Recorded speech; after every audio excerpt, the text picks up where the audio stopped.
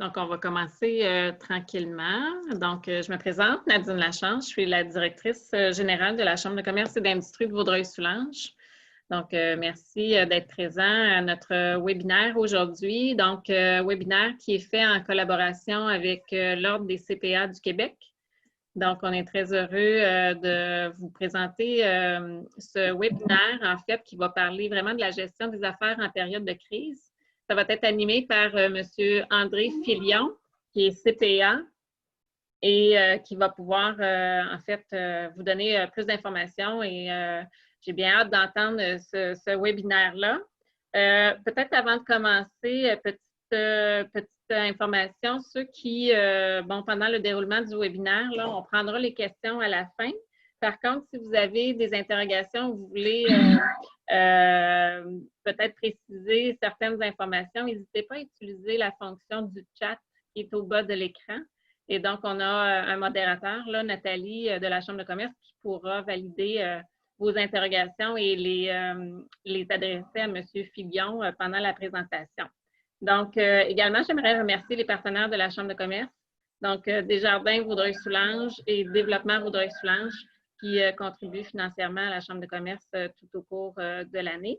Alors, maintenant, je vous cède la parole et bonne présentation. Bien, merci beaucoup, Mme Lachance. Je suis bien content d'être avec vous cet après-midi pour vous présenter, dans le fond, ce thème-là. C'est un thème, évidemment, qui a été développé dans l'urgence suite à un besoin, évidemment, du contexte actuel. On l'a développé avec deux collègues, là, avec Richard Morisseau, qui est mon associé, et Éric Préville de Panorama Conseil, évidemment, à la demande de l'Ordre des CPA du Québec. Donc, ça fait quelques fois qu'on le présente, il y a eu des bonnes réponses. Les gens ont apprécié. Évidemment, là, on a la chance d'être un plus petit groupe. Donc, j'espère qu'on aura l'occasion de prendre plus de temps au niveau des questions puis des intégrations spécifiques. Ça me fera plaisir là, de répondre à votre besoin spécifique qui est en pleine évolution, évidemment, de jour en jour. Ce que je pourrais dire peut-être aussi d'emblée, si vous avez des attentes, là, comme on l'a mentionné, les inscrire dans le chat, s'il vous plaît. Ça me permettra de mieux orienter la présentation avant même la période de questions et répondre à vos besoins. C'est l'objectif. Peut-être juste une dernière mise en garde avant de faire le tour des attentes qui sont communiquées. Moi, je suis effectivement là, CPA, mais je suis aussi CRHA, donc j'ai une espèce de double formation en comptabilité, mais aussi en ressources humaines. Donc, ce qui fait de moi quelqu'un d'assez assez particulier. C'est rare qu'on a cette combinaison-là. Donc, disons que j'aime beaucoup équilibrer dans mon style, l'aspect humain des organisations avec l'aspect quantitatif ou résultat des affaires. Donc, évidemment, je suis un comptable qui n'est pas tout à fait typique, là, même si je suis très croyant de l'importance des données financières. Disons que je suis plus un utilisateur d'informations financières maintenant pour la prise de décision et pour le management en général qu'un comptable typique. Donc, vous allez voir, ça transfère un peu dans la présentation. Alors, est-ce qu'on, Nadine ou Nathalie, vous pourriez me communiquer peut-être les éléments d'attente qui ont été relevés jusqu'à maintenant?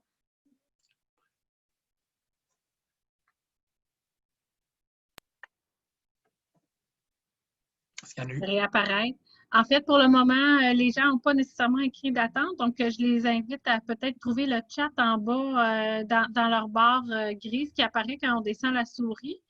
Sinon, oui, il y a le question Q&A, Question and Answer en bon français. Vous pouvez indiquer également, vous pouvez indiquer vos questions. Aussi, je les vois également dans cet onglet-là. Donc, parfait. Donc, à ce moment-là, au fur et à mesure qu'ils arriveront, faites-moi en part et n'hésitez pas à m'interrompre, puis on s'ajustera. Donc, on va débuter alors. Alors, 4 grandes phases dans le fond de la présentation d'aujourd'hui. On va parler un peu, là, je vais vous inviter à faire un état de situation de votre organisation, de votre contexte d'entreprise pour un peu situer d'où on part. Puis ensuite de ça, on va parler de comment passer à l'action. Donc, qu'est-ce qui devrait être pris comme action à très court terme? Évidemment, là, je me permets quand même de mentionner que les choses évoluent vite. On est déjà passé d'une vie normale à un confinement presque total, à un début de déconfinement selon les régions, selon les secteurs. Donc, évidemment, il y a des choses peut-être qu'on va couvrir dans le deuxième volet qui sont déjà faites de votre côté. Donc, disons qu'on va se servir de ce volet-là comme une liste de vérification s'il n'y aurait pas rien que vous auriez oublié. Puis pour ceux qui n'ont pas encore eu la chance de se remettre en action, bien, ça pourra à tout le moins vous orienter. On va revoir l'importance de revoir les stratégies d'affaires dans un contexte de crise, on va le dire comme ça. Et ensuite de ça, comment est-ce qu'on planifie la reprise. Donc, c'est les 4 grands blocs qu'on va aborder aujourd'hui. Donc, au niveau de l'état de la situation, je pense que c'est très, très important que vous vous posiez la question, de dire, OK, moi, je suis dans quelle situation? Puis là, je vous dirais que cette diapo-là, a été amenée parce qu'on était 3, comme je le disais tantôt, à co-créer ce document-là. Puis on s'est vite rendu compte que même si on est des gens qui travaillent au quotidien avec des entrepreneurs, avec des entreprises, on s'est rendu compte qu'on ne vivait pas la même réalité. C'était comme la même crise pour tout le monde, mais selon les clients qu'on avait, on n'avait pas le même type de défis ou d'enjeux qui nous étaient communiqués. Donc, on s'est comme rendu compte à un moment donné qu'il y avait des entreprises qui étaient carrément fermées, donc qui avaient dû cesser leurs opérations du jour au lendemain à cause, dans le fond, du confinement forcé. Dans d'autres cas, il y a des entreprises qui ont pu continuer leurs activités, soit de manière complète ou partielle. Et là, évidemment, de manière complète, c'est des activités qui sont jugées essentielles. Donc, par exemple, j'ai des clients dans l'industrie de la transformation du papier. Tout ce qui est papier hygiénique, papier essuie-tout, c'était considéré comme un service essentiel. Évidemment, tout ce qui était lié au domaine de la santé, les pharmacies, etc. Donc, évidemment, on se retrouvait avec des entreprises qui devaient essentiellement composer avec un risque très élevé de contamination à la COVID, qui était inconnue au jour 1. Ils devaient s'adapter au quotidien avec chacun des points de presse sur les consignes des autorités publiques, gouvernementales et de santé publique. Donc, ces entreprises-là avaient une réalité dans l'action, débordée, à essayer de s'ajuster au quotidien avec de l'information pas claire, des zones grises puis du changement. À l'inverse, il y avait des organisations qui ont réussi à faire des pivots ou à adapter leur production ou leurs activités pour rendre des services essentiels. Donc, on prend l'exemple des gens qui ont transformé leur micro-distillerie en fabriquant de gel désinfectant pour les mains, ou encore une compagnie comme Bauer qui a cessé de fabriquer des casques de hockey, des visières de hockey pour en faire des visières, évidemment, pour protéger les travailleurs du domaine de la santé. Donc, ça, c'est des organisations qui étaient confrontés probablement à une fermeture complète de leurs activités, puis ils ont dit, bien, pour contribuer à la cause, pour aider, puis pour assurer un minimum de revenus qui vont payer les frais fixes, est-ce qu'on peut se transformer puis s'adapter au nouveau contexte? Donc ça, c'était les 2 du bas. Puis à l'inverse, après ça, tu as ceux qui étaient carrément fermés, tu as ceux qui sont dans une situation financière solide, qui, grosso modo, en mettant du personnel à pied de manière temporaire, puis en minimisant au maximum les coûts, étaient capables de tenir le coup de 3 à 6 mois. C'était désastreux, mais en même temps, ils avaient les liquidités nécessaires pour le faire. Évidemment, je ne vous cacherai pas que très peu d'entreprises étaient dans ce luxe-là. Donc, si vous n'y êtes pas, ne vous sentez pas trop mal. Je pense que la plupart des gens se trouvent dans d'autres catégories. Et l'autre catégorie, c'est ceux qui étaient fermés, mais qui avaient une situation financière précaire pour diverses raisons. Donc, qui avaient déjà dans un seuil de rentabilité qui était à peine atteint, ou encore qui étaient peut-être en mode start-up, démarrage, ou en mode investissement sur des nouveaux projets qui n'étaient pas encore rentables, et qui se retrouvent du jour au lendemain d'avoir composé avec une crise, avec un manque de liquidité qui devenait encore plus criant. Donc, je vous invite à réfléchir, dans votre cas, dans quelle situation vous étiez, puis ça va influencer la suite des choses. Ce que je pourrais mentionner d'emblée, c'est qu'évidemment, dépendant où vous vous situez là-dedans, les actions à prendre n'étaient pas les mêmes. L'autre chose que je veux mettre de l'avant, dans le fond, en guise un peu d'introduction, c'est que ce qu'on vient de vivre là, c'est un peu un processus qui s'apparente à n'importe quelle acceptation du changement. Il y a plein de modèles théoriques qui existent là, au niveau du changement. Mais je pense qu'il est important de comprendre, c'est qu'au départ, on était tous sous le choc d'une manière ou d'une autre et on subissait un changement forcé, imprévu et non souhaité. Après ça, dans le fond, les gens évoluent en se disant, bon, regarde, on n'a pas le choix, faut qu'on change. Puis pourquoi? Parce qu'on doit protéger la santé de nos proches, de nos familles, de nos employés, de nos clients, de nos fournisseurs. On doit aussi, mais oui, mais je veux bien m'adapter, mais comment? Je m'y prends comment? Là, on ne savait pas trop quoi faire. Puis après ça, on s'est mis à s'adapter, à changer. Puis ensuite, on enracine. Donc, plus on évolue vers la gauche dans la diapo, plus on est en contrôle, alors qu'au début, on est carrément en train de subir. Si je fais un lien avec la diapo qu'on vient de voir précédemment, vous comprendrez que les entreprises qui ont été forcées d'être fermées du jour au lendemain, il y en a encore qui, probablement aujourd'hui, sont encore dans le mode choc ou dans le pourquoi changer. De moins en moins, mais il y en a peut-être qui sont encore là. Mais évidemment, ceux qui ont dû assurer un pivot puis un repositionnement de leur pratique puis de leur production ou de leur service, bien, ils sont dans le comment changer et dans le changer. Mais il n'y a pas personne qui est dans l'enracinement encore, je pense. Donc, vous comprendrez qu'il y a des gens qui sont en avance sur d'autres présentement. Et le point important, c'est que le marché est en train de se réouvrir et peu importe comment vous avez vécu le choc, peu importe le temps que vous avez pris pour absorber ce choc-là et passer aux autres phases, si vous êtes dans les premières phases à gauche, attention parce que je vous garantis qu'il y a des joueurs qui, eux autres, sont rendus plus avancés. Et c'est vraiment pas trop tard pour réagir, mais il faut absolument vous mettre en action si ce n'est pas déjà le cas. Donc, c'est quoi les principaux défis, dans le fond, qui sont amenés par un contexte de crise? Et ça, c'est très important de prendre conscience de ça.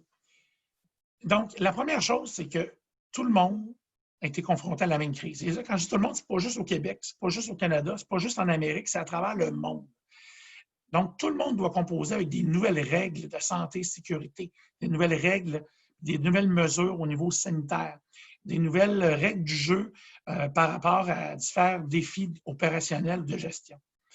L'autre chose, c'est que les gens doivent de plus en plus faire des affaires puis faire face à des éléments qui sont intangibles.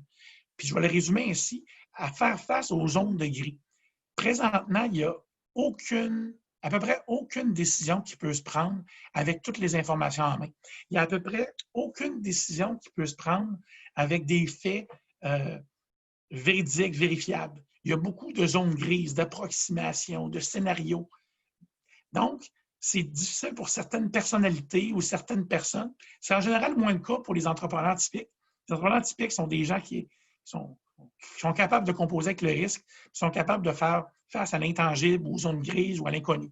Mais ça demeure difficile pour certaines personnes qui composent vos équipes. Donc, évidemment, il y a l'entrepreneur, il y a les entrepreneurs, il y a l'équipe de gestion, mais il y a les employés. Donc, présentement, les gens cherchent de la clarté, mais il y en a très peu. Donc, puis on doit simplement composer avec ça. On doit aussi être en mode veille ou en mode alerte de ce qui se passe dans le marché. Et là, j'élargis le marché au sens de, oui, votre marché naturel, oui, vos clients, oui, aussi vos clients potentiels, oui, aussi, à l'inverse, je dirais, votre écosystème d'approvisionnement, votre écosystème de fournisseurs. Parce que si vous n'êtes pas capable de vous approvisionner, il y a des chances que vous ne puissiez pas rendre les services ou fabriquer les produits attendus par vos clients. Mais il faut aussi regarder ce qui se passe sur d'autres continents. Parce que la réalité, c'est que la Chine, par exemple, l'Italie a vécu, mais surtout la Chine, c'est un bel exemple, a vécu cette crise-là plusieurs semaines avant nous. Donc, les plus futés sont en train de voir comment la Chine, d'un point de vue affaires, s'en est sortie pour essayer de voir, apprendre des essais-erreurs. Puis il y a eu des reportages, des articles qui ont été publiés justement sur des gens qui faisaient des affaires en Chine, puis ils ont partagé de façon assez ouverte les défis selon les phases. Puis moi, j'ai beaucoup de mes entrepreneurs que j'accompagne qui se sont inspirés de ça pour essayer de les guider dans quoi faire parce qu'ils ont pu profiter des essais-erreurs de nos collègues en Asie ou en Europe. Donc, il faut être alerte sur ce qui se passe dans le marché. Puis, tout est en mouvance de jour en jour. Vos clients vont peut-être faire faillite. Donc, vos comptes recevoirs qui sont rendus à 60 jours, 90 jours, 120 jours, ça se peut que vous ne les récupériez pas. Vos fournisseurs, ils vont peut-être juste vous vendre si vous payez sur livraison ou si vous payez par compte parce qu'ils ne veulent pas livrer sans être certains d'être payés. Donc, il y a tout un resserrement aussi de la gestion du crédit dans le monde des affaires présentement. C'est le même principe au niveau des banques, des institutions financières qui, oui, sont mandatées dans certains cas pour distribuer de l'aide financière ou des prêts garantis par le gouvernement, mais je vous garantis qu'ils ont aussi pour mission de minimiser le risque de l'organisation qu'ils représentent. Donc, évidemment, on doit tenir compte de ça et être en mode veille sur tout ce qui se passe au quotidien. On doit naviguer le changement, on doit tirer avantage du changement. Il y a des entreprises qui, sincèrement, sont en train de tirer avantage de ce qui se passe présentement. Je donne un exemple. Dans le marché, dans le domaine de la restauration, la livraison était monopolisée par Uber Eats ou ces genres de compagnies-là américaines. Et il y a des joueurs présentement au Québec qui sont en train de développer des applications développées au Québec, adaptées avec une tarification pas mal plus logique entre nous, d'applications que les restaurateurs peuvent utiliser pour essentiellement survivre. Pendant que leurs salles à manger sont fermées, bien, ils doivent essentiellement être capables de faire des menus, d'offrir des menus en livraison et autres. Donc, pendant que des restaurateurs se concentrent à transformer leur offre alimentaire en fonction de la réalité, bien, ils peuvent compter sur une nouvelle pousse technologique qui développe une application de commande en ligne que le restaurateur n'aurait pas pu développer par lui-même. Donc, évidemment, les joueurs comme Zoom en téléconférence, les joueurs en technologie, en informatique, ils font beaucoup d'argent présentement à transformer en mode virtuel les organisations. Donc, il y a des joueurs, il y a des organisations qui ont été capables, de par leur expertise, leur talent, se repositionner et tirer avantage de cette crise-ci. Puis l'autre chose, il faut absolument être capable aussi de gérer ses priorités à la fois à court et à long terme. C'est-à-dire qu'on doit composer avec le mode d'urgence, prendre des décisions à très, très court terme, mais on doit en même temps penser à la sortie, à la réouverture de l'économie, puis à tout ce qui s'en vient dans les prochains mois comme chambardement. Donc, c'est très difficile parce qu'on doit vraiment travailler en mode scénario à court et à long terme. Donc, ça, c'est vraiment une réalité qui change, à laquelle on doit s'adapter. Puis en lien avec l'adaptation, je vous ramène une citation de Charles Darwin qui disait que les espèces qui survivent, ce n'est pas nécessairement les plus fortes ou les plus intelligentes, mais c'est celles qui savent le mieux s'adapter au changement. Donc, c'est la meilleure preuve. Présentement, selon les industries, il y a des chiffres qui circulent, puis bon, il n'y a rien de scientifique, mais je pense qu'on peut tous comprendre qu'il y a peut-être de 20 à 50 des entreprises, selon les industries, qui vont probablement faire faillite dans un horizon très court, d'ici les 12 à 18 prochains mois. Donc, je ne veux pas être prophète de malheur, mais c'est probablement la réalité. Donc, présentement, ceux qui vont survivre, c'est ceux, oui, qui avaient la chance d'avoir une bonne liquidité. Ça, c'est ce que c'est. Mais il y a aussi ceux, même s'ils ont des liquidités, s'ils ne sont pas capables de s'adapter, ça se peut qu'ils ne survivent pas au-delà de quelques mois. Par contre, ceux qui sont capables de se revirer de bord, sur une dizaine, comme on dit, je pense qu'ils ont des chances d'être capables de se revirer de bord, puis peut-être même de tirer avantage. Parce que la réalité, c'est que la demande va reprendre et les joueurs qui vont tomber, c'est des parts de marché qui vont pouvoir être repris par ceux qui ont passé à travers. Donc, probablement qu'il va y avoir une espèce de consolidation naturelle dans les différentes industries qui va se faire et certains joueurs vont ressortir au bout de 12, 18, 24, 48 mois plus forts qu'actuellement. Mais présentement, c'est dangereux, puis c'est risqué, puis c'est pas simple. Mais il y a de l'espoir parce qu'on peut sortir beaucoup plus fort de ça. Les forces de transformation et de changement, des fois, amènent beaucoup de bien aussi. Et à l'inverse, il y a des gens qui vont malheureusement en payer plus.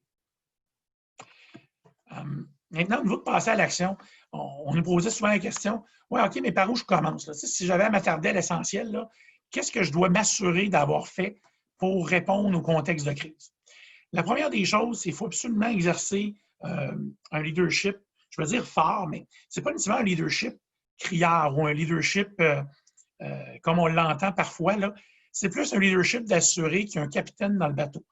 Pas nécessairement un capitaine autoritaire, même je dirais que c'est peut-être pas souhaitable, mais ça prend tout le moins quelqu'un qui démontre aux équipes à l'interne, mais aussi aux clients, aux fournisseurs, à l'écosystème, aux banquiers, qu'il y a un chef, il est conscient des enjeux, mais il prend ses responsabilités, puis il mobilise ses équipes autour de lui pour être capable, dans le fond, de passer à travers. Donc, on ne peut pas le laisser aller. Moi, j'ai des entrepreneurs qui sont tout de suite tombés en mode solution, puis il y en a d'autres que j'accompagnais qui étaient en mode essentiellement, on ferme boutique, on s'en va se reposer. Ça fait des mois, des années que je n'ai pas pu prendre de vacances. Je me repose, puis on attend que ça passe.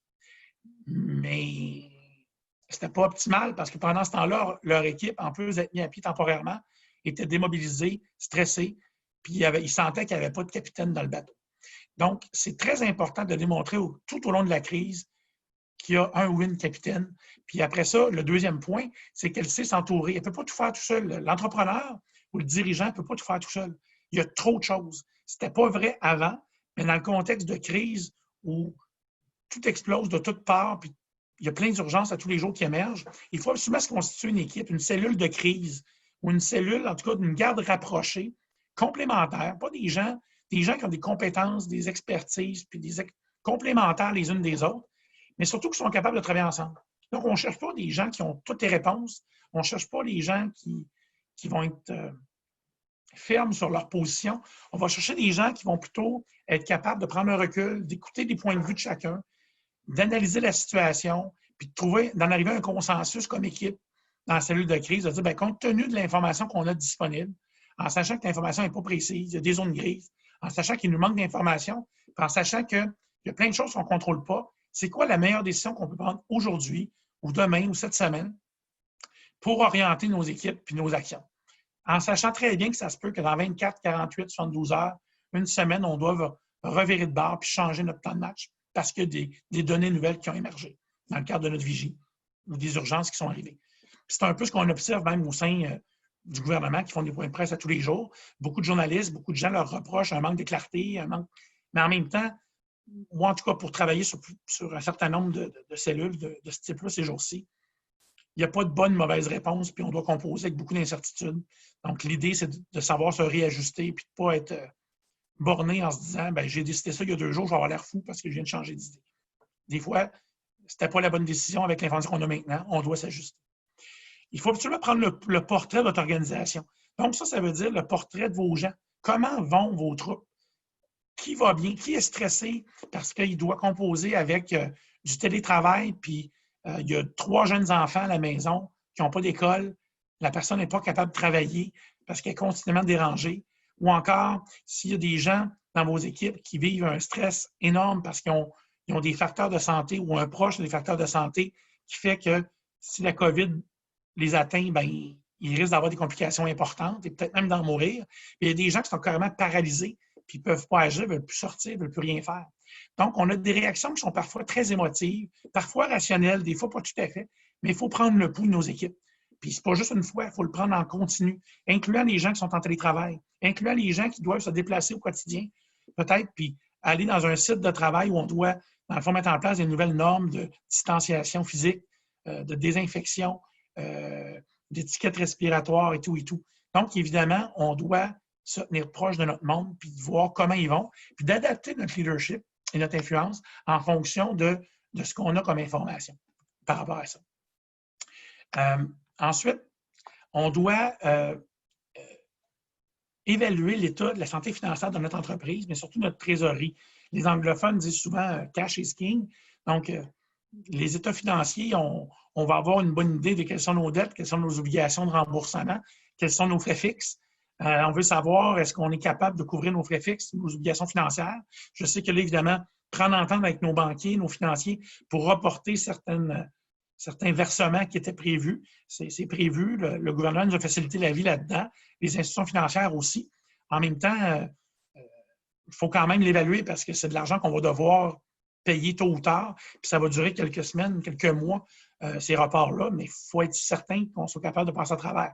Sinon, il y a des décisions difficiles à prendre. On voit dans les derniers jours, vous avez sûrement vu qu'il y a des grands détaillants comme Aldo, Ratemans, qui viennent se mettre sous la protection de la loi de la faillite, comme le Cirque du Soleil l'a fait. Honnêtement, ce que j'ai compris dans le domaine du retail, de la vente au détail, ils ont fait ça pour diverses raisons, puis ils ont sûrement des enjeux financiers réels, mais au bout du compte, c'est une façon pour eux aussi de se départir des bails qui est liés pour 5 ans, 10 ans à des centres d'achat qui sont fermés. Donc, ce que j'ai compris, moi, derrière tout ça, c'est qu'il y a des réels enjeux financiers, mais c'est une façon de sortir légalement d'une entente légale qui est un bail qui lui coûte la peau des fesses alors qu'ils ne peuvent pas vendre. Donc, c'est pas fou comme stratégie. Donc, ces gens-là ont évalué la situation et ont dit c'est pas chic de dire qu'on se met sous la protection de la loi de la faillite, mais en même temps, c'est peut-être la meilleure option qu'on a dans le contexte. Donc, je présume qu'ils ont analysé ça en faisant l'analyse de leur situation financière et de leur trésorerie. Bon, déterminer l'état de votre capital humain, effectivement, il faut en tenir compte. Je l'ai inclus dans le portrait général de l'organisation. Puis ensuite de ça, il faut maîtriser la structure de coûts. Je l'ai aussi couvert. Les coûts fixes, il faut les minimiser, il faut les rendre le plus possible variables. Moi, j'ai vu des gens faire des mises à pied temporaires, des fois utiliser des ressources à la pige plutôt que des employés à l'année pour adapter un peu les offres de services pour les prochains mois, prochaines années, où il y a beaucoup d'incertitudes. Donc, c'est le genre de choses qu'il faut considérer à très, très court terme et que je recommandais honnêtement au début de la COVID. Fait que ça date d'il y a 8 semaines. Donc, s'il y a des éléments là-dedans qui n'ont pas été considérés de votre côté, pas plus grave, il n'y a personne qui fait les choses parfaitement, mais chose certaine, s'il y a des éléments qui sont pas couverts, mais je vous invite à le faire plus tôt que plus tard. Ensuite, dans le fond, dans l'exercice du leadership, si on y va plus en détail, un résumé de ce que je viens de vous dire, assurez-vous, dans le fond, d'être mobilisant pour vos équipes. Évidemment, mobiliser une équipe, ça va varier. Être mobilisant pour une personne qui est insécure, qui est stressée à cause de la santé, de la peur de la contamination, on n'interviendra pas de la même manière que quelqu'un qui, essentiellement, est a plus besoin de reconnaissance, de comprendre qu'on apprécie son coup de main parce qu'il met un effort de roue supplémentaire dans un contexte de crise. Donc, il faut savoir mobiliser chacun de ces individus dans nos équipes pour en tirer le meilleur dans le contexte difficile dans lequel on est. Il faut voir les occasions. On en a parlé tantôt. Les exemples des applications de commandes en ligne pour la restauration, les occasions peut-être de sortir d'un bail qui est trop contraignant, comme je l'ai décrit tantôt. Les occasions, c'est de pousser des services d'accompagnement, de mise en place de technologies en mode urgence, en mode rapide pour que les gens puissent travailler en télétravail.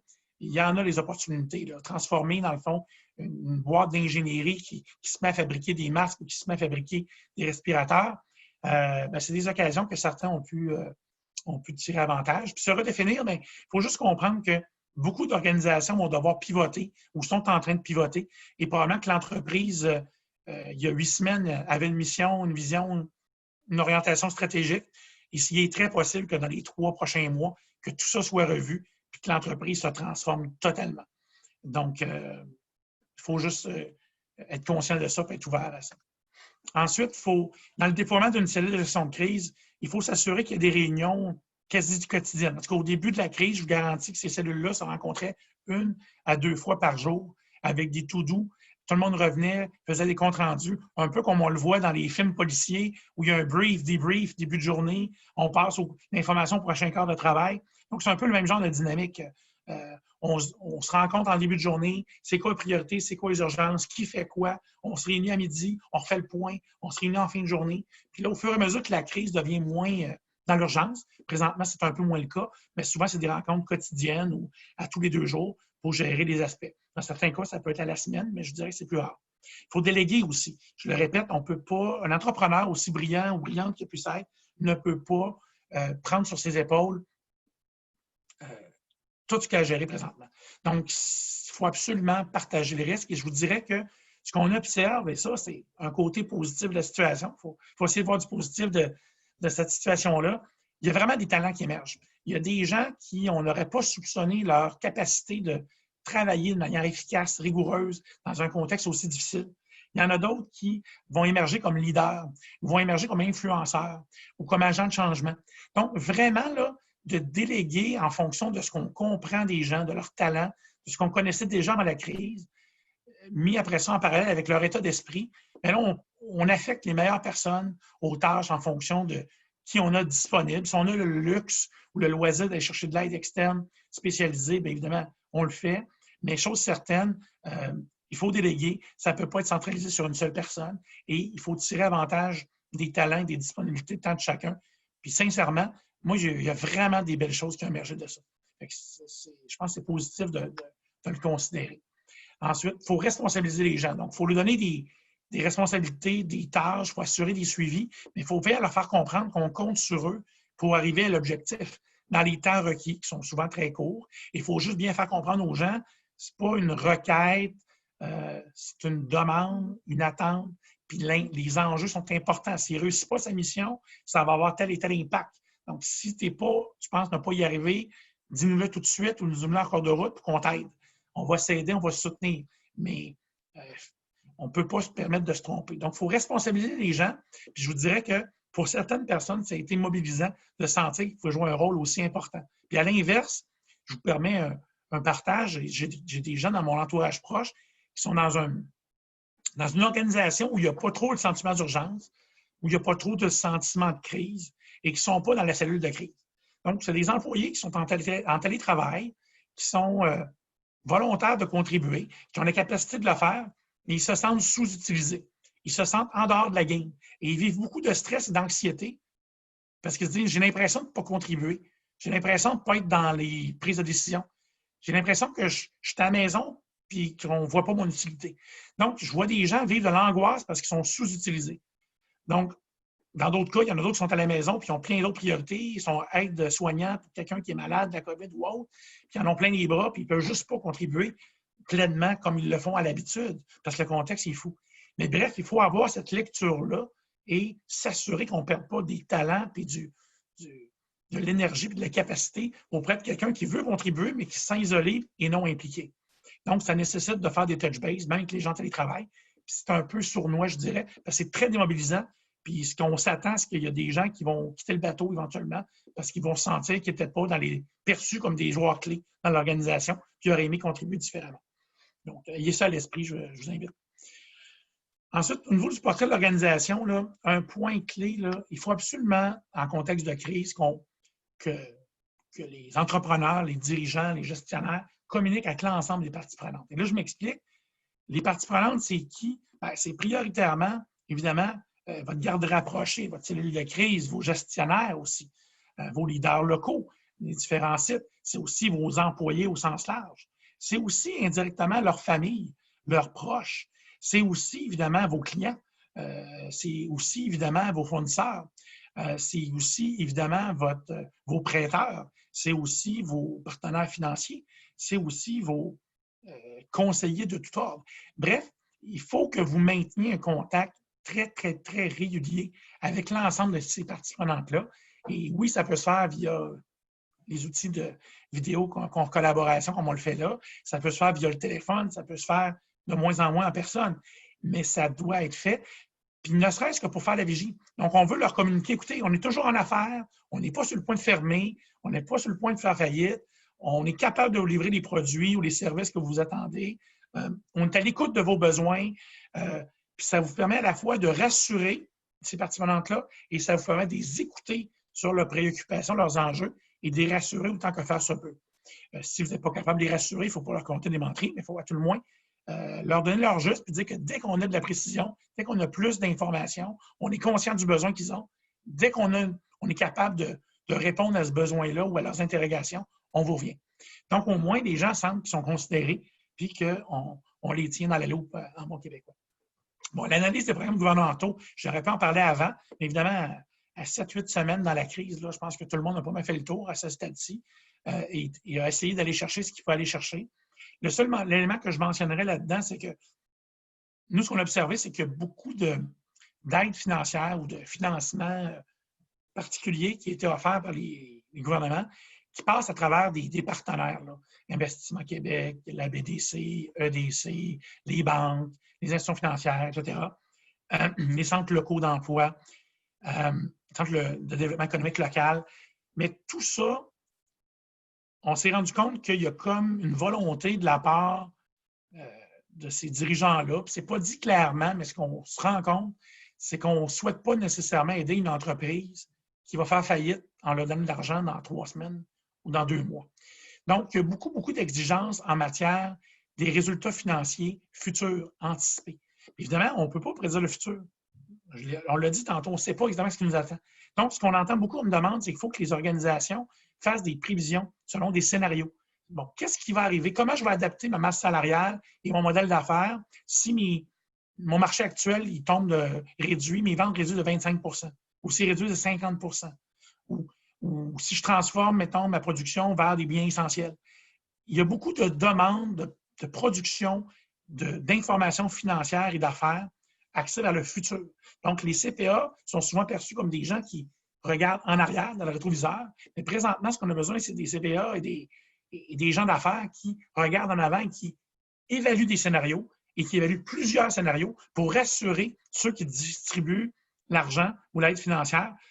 Ça les rassure de voir qu'il y a un capitaine dans le bateau, qu'il y a une équipe mobilisée, que les gens anticipent les pires et les moins pires scénarios, puis qu'ils ont des plans de match relativement logiques. Donc, on va octroyer l'aide financière ou le prêt si on sent qu'il y a ces conditions-là. Sinon, on va passer au bas de la file, puis ça se peut qu'il n'y ait pas d'argent. Donc, moi, ce que je vois, c'est qu'il y a beaucoup d'organisations, beaucoup de PME qui sont moins structurées, qui, malheureusement, n'ont pas accès à l'aide financière auquel ils auraient normalement droit par manque de ces informations-là rassurantes, financières, prospectives. Bon, c'est l'occasion aussi de remettre à jour tout ce qui est les forces, faiblesses, opportunités, menaces, le SWOT, l'analyse du marché. Donc, remettre à jour son plan d'affaires et son plan stratégique. Tout a changé. Du jour au lendemain, le monde a changé. Donc, selon moi, il faut que toutes les organisations, pratiquement, revoient à tout le moins minimalement, si ce n'est de façon très importante, leur plan d'affaires à très court terme, compte tenu des nouvelles réalités. Puis il faut évaluer l'impact de ces changements-là sur votre modèle d'affaires, sur vos produits, vos services et votre contexte. Donc, C'est très, très important. Bon, après ça, au niveau de l'état financier, c'est les liquidités. Donc, combien d'argent avez-vous disponible dans votre compte de banque ou des placements qui sont considérés liquides ou des comptes à recevoir ou des inventaires que vous pouvez liquider facilement, rapidement en vendant en ligne, par exemple. Ça, il faut évaluer ces liquidités-là. Il faut faire des flux de trésorerie, puis les prévisions, je n'ai parlé tantôt. Négocier les ententes aussi. Ça, je donne un exemple. Là. Négocier les ententes, évidemment, des termes de paiement plus courts peut-être avec certains clients. Bon, évidemment, ce n'est pas facile à faire, mais si on n'essaie pas, dites-vous qu'il y a d'autres qui vont le faire. Donc, ceux qui le demandent, c'est ceux qui risquent d'être payés plus vite, puis ceux qui ne demandent rien, ils risquent de ne pas être payés rapidement. À l'inverse, on peut aussi négocier des facilités de crédit différentes avec nos partenaires fournisseurs. Mais j'ai aussi vu des clients, par exemple, dans l'industrie de l'emballage, qui ont dit, écoute, on va réduire notre nombre de produits parce que nos produits d'emballage peuvent être, on a une certaine gamme de produits d'emballage de format assez standard qui peuvent être utiles à 90 % de nos clients.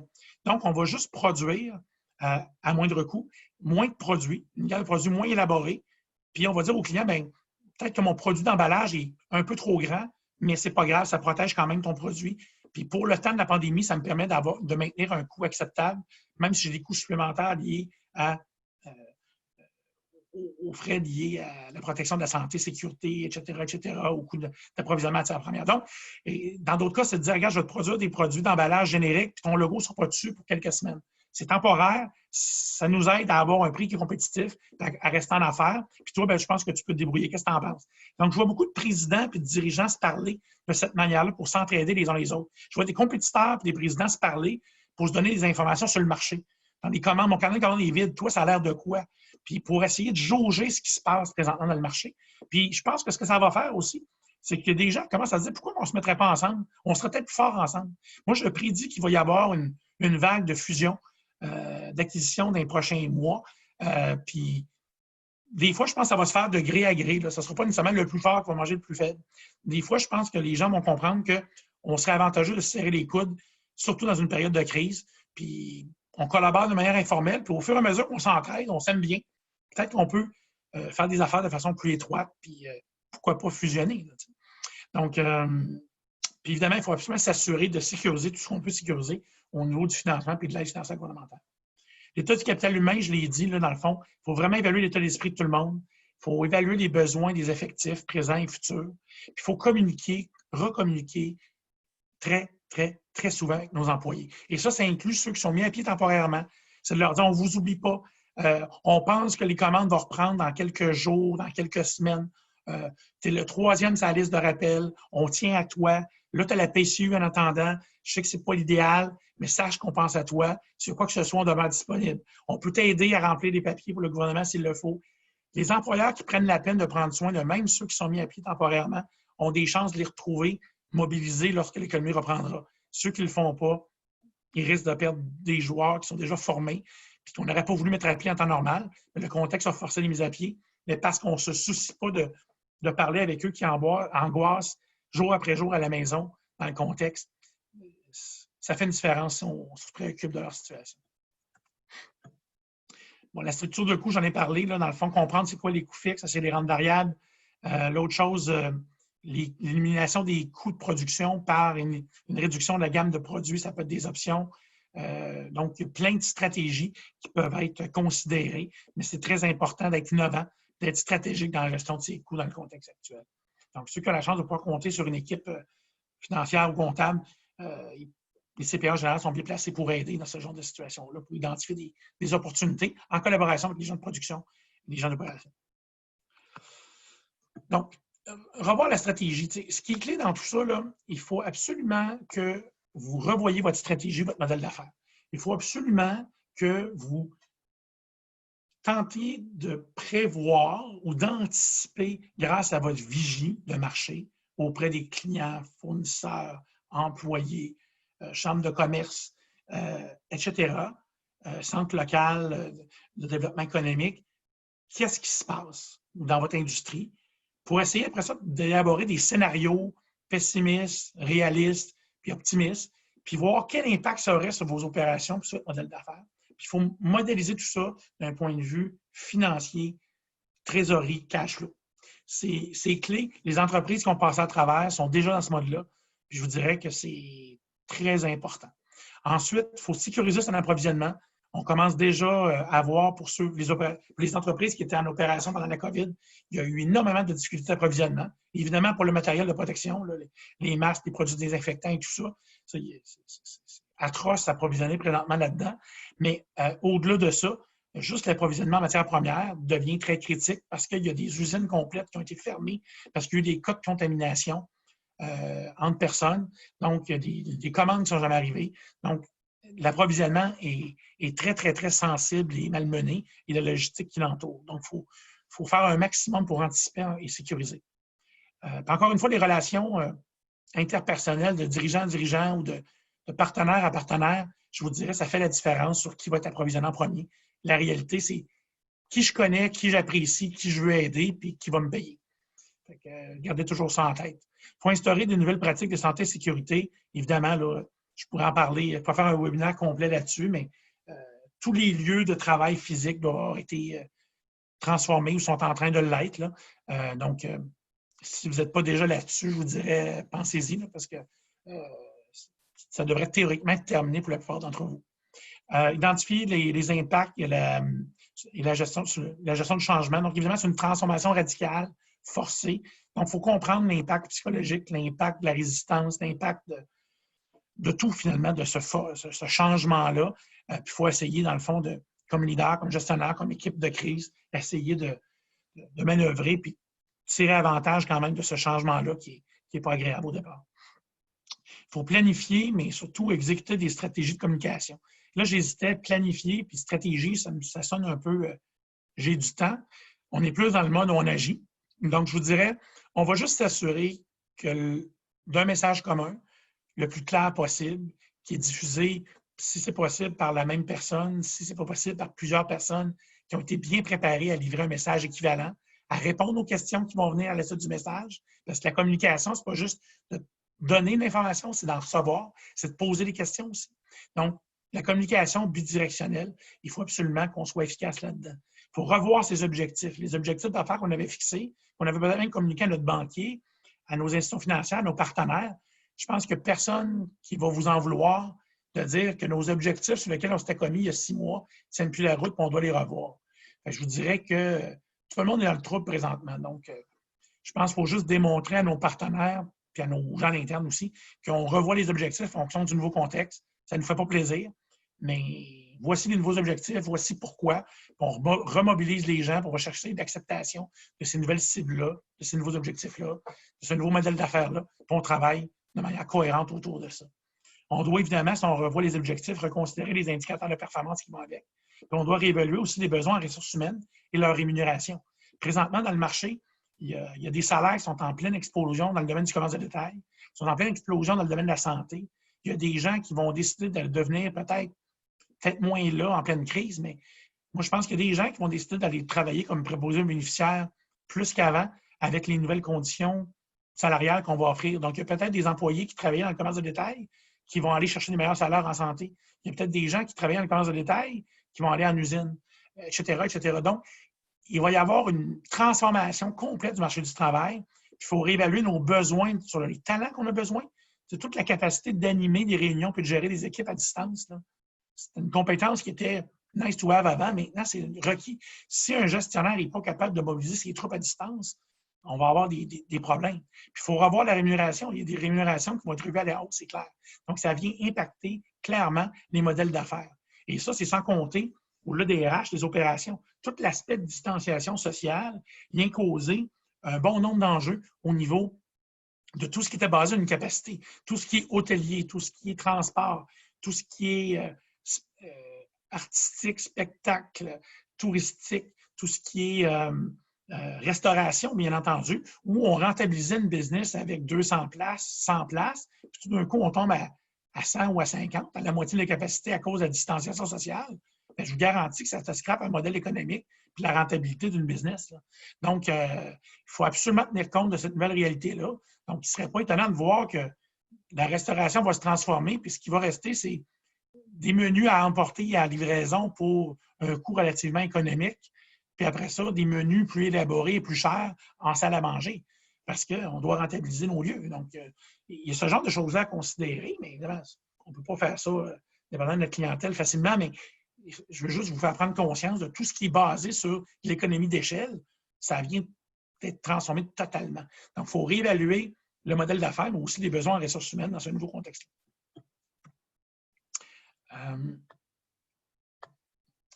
Donc, plus un peu un rappel, je vais passer après ça à la période de questions.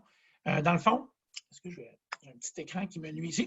Donc, communiquer avec vos parties prenantes, adapter vos opérations au nouveau contexte, travailler à développer la virtualisation de votre organisation à tous les niveaux, que ce soit la relation avec vos clients en ligne, à distance, en mode livraison, que ce soit pour la gestion de vos réunions, que ce soit la gestion de vos réunions d'affaires, de votre... Présentement, moi, je suis en train de faire des planifications stratégiques avec Zoom et avec Teams et avec Adobe Connect.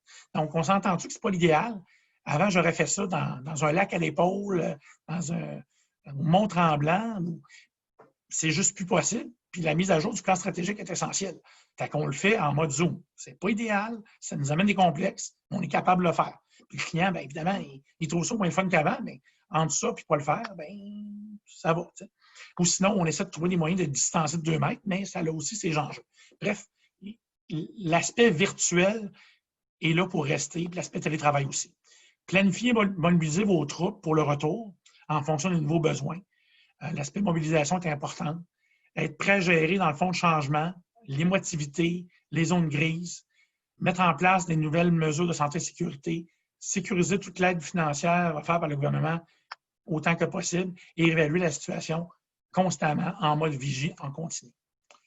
En conclusion, si j'avais 5 éléments clés que j'aimerais vous retenir, c'est pour passer à travers la crise, vous devez, comme leader, comme gestionnaire, exercer le bon leadership. Et ça, quand je dis le bon, c'est qu'il n'y en a pas juste un, c'est qu'il faut l'adapter aux circonstances et aux individus qu'on a devant nous. Donc, les gens qui ont les leaders qui ont une intelligence émotionnelle et qui sont capables d'adapter leur style de gestion et de leadership en fonction de l'individu qui sont devant eux, vont avoir beaucoup plus de succès que les autres. Et je vous dirais que c'est le nerf de la guerre. Donc, entourez-vous de bons leaders, gestionnaires, capables, avec de la grande intelligence émotionnelle, pour s'adapter aux individus. Mobilisez vos troupes, donc assurez-vous d'être en contact avec eux et de les garder dans la loupe, les garder mobilisés autour du nouveau plan d'affaires, de la relance, essentiellement en rendant ça intéressant pour eux, pour que tout le monde y trouve leur compte aussi. Bien gérer la trésorerie, les coûts, l'approvisionnement, naviguer en changement. Oui, adaptez-vous, subissez un peu le changement, mais aussi utilisez la force du changement pour développer des nouveaux marchés, des nouveaux produits, des nouveaux services et utiliser ça pour en tirer avantage. Communiquer, recommuniquer. Et je le répète, communiquer, ce n'est pas juste dans un sens, c'est aussi écouter, poser des questions. Fait que, sur cette note, je vais essentiellement vous passer à la période des questions. C'est à mon tour de vous écouter et de répondre à vos différents besoins. Merci, M. Filion. C'était très intéressant. Donc, peut-être juste guider les gens pour la période de questions. Je vous propose soit de lever la main. Je vais voir, je vais pouvoir vous donner la parole. Sinon, il y a toujours le Q&A en bas où vous pouvez poser vos questions que je vois également. Et peut-être j'avais quelqu'un qui avait posé une question là, quand vous parliez de Uber Eats, là, mais je crois que j'avais trouvé la réponse. L'application québécoise, est-ce que c'est Eva? En fait, il y en a plusieurs. Là. Il y a Pidgely, il y en a quelques-uns qui sont en train d'émerger. Je trouvais ça intéressant parce que, honnêtement, j'avais quelques clients dans le domaine de la restauration, puis c'était un des plaintes qu'il y avait, puis on ne voyait rien émerger. Fait que ça, c'est positif, je pense. Oui. Une petite note pendant qu'on attend que les gens posent leurs questions. On a parlé beaucoup de revoir son modèle d'affaires pendant la présentation, puis on l'entend beaucoup. C'est le temps de penser aux stratégies. Peut-être ceux qui sont intéressés, on avait eu un atelier, en fait, un webinaire avec l'entreprise Atelier qui venait un peu expliquer les différents modèles, là, les canevas pour travailler le modèle d'affaires. Fait que si jamais ça vous intéresse, ceux qui sont en ligne là, et qui ont un intérêt, on a demandé, nous, une subvention au PACME pour pouvoir lancer une cohorte de formation qui permet aux entreprises de passer à travers le processus là, en atelier de travail concret pour vraiment réfléchir à son modèle d'affaires puis voir c'est quoi les perspectives là, à long terme, à moyen et long terme là, de l'entreprise. Donc, c'est des outils qui sont intéressants. Puis, on pourra là, vous aviser lorsque la cohorte sera lancée, mais c'est une piste qu'on est en train d'évaluer pour vous.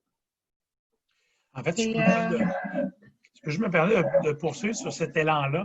Vous faites référence au Business Model Canva, là, certainement. Ouais. Effectivement, un outil là, fort puissant que j'adore.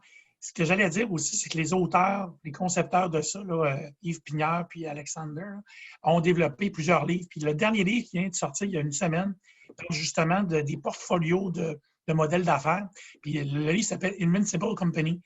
Et puis honnêtement, il est super intéressant parce que c'est le modèle d'affaires qu'on connaît. La seule chose, c'est qu'il présente dans une optique de faire plusieurs scénarios de modèles d'affaires pour être capable de dire lequel est le plus approprié dans le contexte par rapport à ce qu'on sait aujourd'hui, en sachant qu'il peut évoluer. Donc, le nouveau livre, là, je le recommande parce qu'il capitalise sur les notions du Business Model Canva. Dans un contexte, on doit faire plusieurs itérations dans un contexte comme le nôtre. C'est intéressant. C'est intéressant d'avoir aussi des gens qui vous accompagnent dans ça parce que c'est pas évident de refaire le processus puis de le faire comme il faut parce qu'on n'a pas le temps de se tromper tant que ça non plus. Donc, c'est important de le faire de façon efficace dès la première fois aussi avec tous les scénarios possibles. C'est Mme Evelyne Vinet qui avait une question par rapport aux impôts des entreprises, donc je vais lui remettre le micro. Oui. Oui, bonjour Mme Vinet. Bonjour, je voulais simplement demander si la date de remise des rapports d'impôts était différente, comme il y a un sursis qui a été accordé aux individus. Je sais pas si ça avait été la même chose aussi pour les entreprises. Hey boy. Je m'attendais bien à avoir une question comme celle-là. Je vous l'ai dit, je ne suis pas un comptable, je ne fais plus d'impôts, ça fait longtemps. Je suis un croyant, mais je suis défroqué. Je ne pourrais pas vous dire, mais effectivement, oui, il y a eu des rapports là, pour les corporations, mais je ne pourrais même pas vous dire la date, à quel point ça c'est pas dans mon champ d'expertise. Fait que je ne peux pas m'avancer, mais oui, il y a eu des. Mais par contre, ça arrive, l'échéance. Fait qu'ils vont peut-être la repousser. Mais je vous dirais que si c'est un souci que vous avez dans votre cas, contactez votre vrai CPA ou votre fiscaliste, parce qu'effectivement, le report arrive à échéance dans quelques semaines. Là. Je pense que c'est la fin du mois de juin. Puis pour les entreprises, il y a eu un certain report aussi, mais ce n'est pas aussi clair que pour les particuliers, je vous dirais. Là. Ils sont moins permissifs. Fait que suivez ça de proche. Là. Votre préoccupation est justifiée. Merci beaucoup. Désolé de ne pas avoir une réponse plus précise pour vous. J'ai une question, moi, en fait. J'ai quelqu'un d'autre qui m'avait appelé aujourd'hui et qui me demandait, puis je pense que la question est peut-être pertinente, qu'il y a d'autres gens qui se la posent. Avec toutes les mesures qui ont été mises en place, on a vu beaucoup de mesures où quand une entreprise, puis là, c'est une question comptable, peut-être que vous ne pourrez pas répondre, mais quand une entreprise perd des dividendes plutôt qu'un salaire, là, il me disait, bien là, mon comptable a décidé maintenant de me verser un salaire, mais est-ce que c'est une bonne décision ou ce ne l'est pas? Oui, c'est pas dans mon champ d'expertise. Ce que je peux quand même répondre de manière globale, c'est que là, il y a un lien. C'est qu'ils viennent d'élargir, il y a 2 jours, le gouvernement canadien, l'accessibilité auprès de 40 000 $. Donc, effectivement, pour que les versements en dividendes soient considérés. Mais donc, si c'est une question qui est relativement à l'aide financière, c'est une chose. Après ça, si c'est une question plus générale à savoir est-ce que c'est bon fiscalement de se payer en dividende plutôt qu'en salaire. Il y a des avantages et inconvénients aux deux. Puis je vous dirais que ça, il faut vraiment l'analyser au cas par cas. Ce n'est pas mon expertise, mais je travaille assez souvent avec des fiscalistes pour savoir. C'est une question auquel on ne peut pas répondre sans avoir le plein contexte. Parce qu'il y a plein d'éléments qui entrent en ligne de compte, là, surtout quand c'est des familles en affaires ou des entrepreneurs. Donc, malheureusement, il faut vraiment consulter dans un cas spécifique auprès de votre fiscaliste ou de votre CPA. Je ne vois pas d'autres questions. Est-ce que la présentation va être disponible pour faire suivre par la suite, M. Filion, ou oui? Oui, tout à fait. En fait, vous voyez, est-ce que vous voyez toujours la diapo? En haut, il y a le site internet cpaquebec.ca/webinaire. Donc ça, c'est une page d'accueil où sont regroupés l'ensemble des présentations du 20 minutes CPA, dont celle-là. Il y en a d'autres, donc je n'en livre pas pour voir les autres. Il y a aussi d'autres événements de ce type-là en collaboration avec des partenaires comme vous sur d'autres sujets. Ou si votre chambre de commerce est intéressée à un sujet qui est dans la liste, on pourrait aussi vous aider. Mais oui, les gens peuvent la télécharger, la consulter là, sans frais à ce site-là. Parfait. J'ai une question de Nick, donc je vais lui laisser la parole. Bonjour, Nick.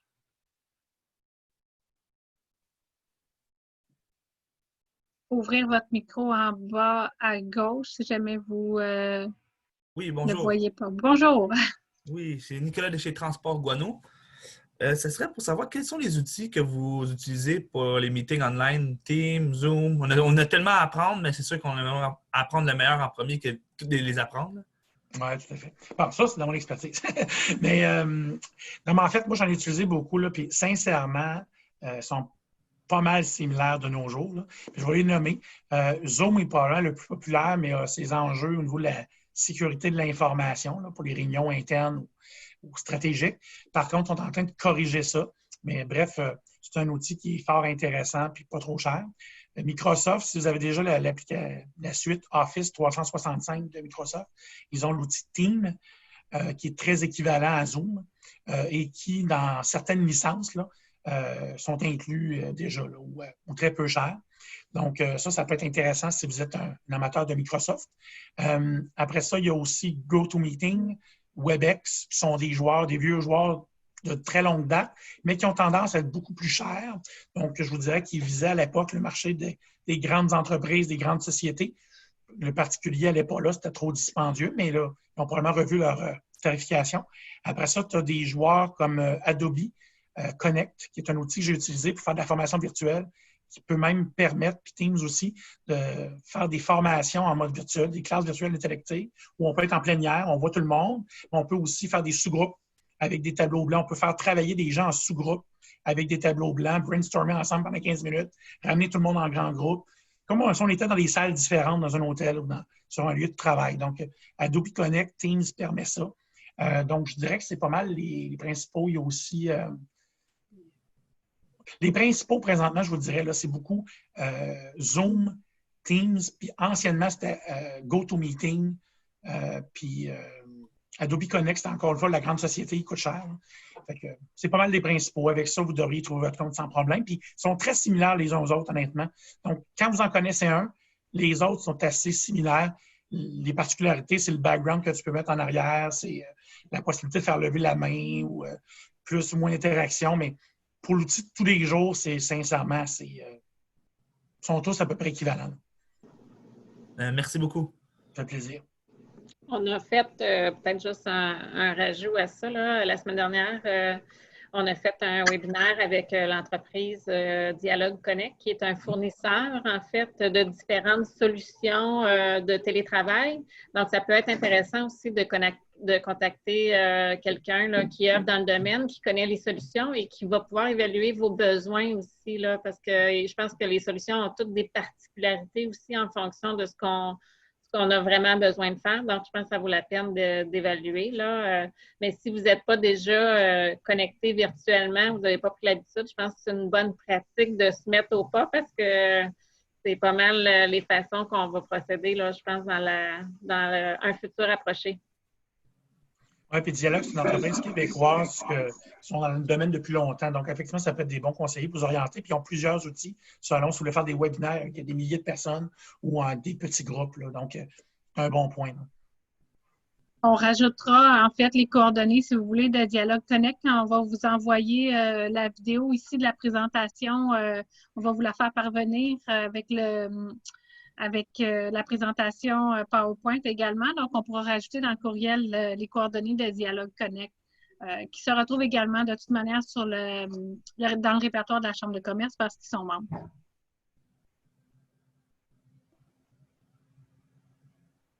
Donc, je pense que ça fait le tour des questions et réponses. Si jamais vous avez d'autres questions là, pour ceux qui participent à ce webinaire, en fait, n'hésitez pas à faire parvenir vos questions. Je pense qu'on pourra faire parvenir vos coordonnées aussi, M. Filion, là, si jamais il y en a qui voudraient poser certaines questions spécifiques. Donc, je vous remercie beaucoup de votre participation aujourd'hui. Je vous remercie d'avoir offert ce webinaire-là au sein de la Chambre de commerce. Et peut-être pour ceux qui sont encore en ligne là, et qui voudraient avoir plus d'informations, demain, on a un autre webinaire sur vraiment qui traitera là, en fait des sites Internet transactionnel avec l'entreprise Néomédia. Donc, n'hésitez pas à aller voir sur notre site Internet là, les différents webinaires qu'on a à offrir encore au cours des prochaines semaines. S'il y a certains sujets qui vous intéressent particulièrement et qu'on a déjà traités, bien, vous pouvez nous faire parvenir une demande et on vous acheminera en fait l'information qu'on a traitée lors du webinaire. Donc, encore une fois, merci beaucoup. Merci à tous d'avoir été présents et bonne continuité à tous. Merci, M. Filion. Merci à vous. Bonne fin de journée. Au revoir. Merci tout le monde.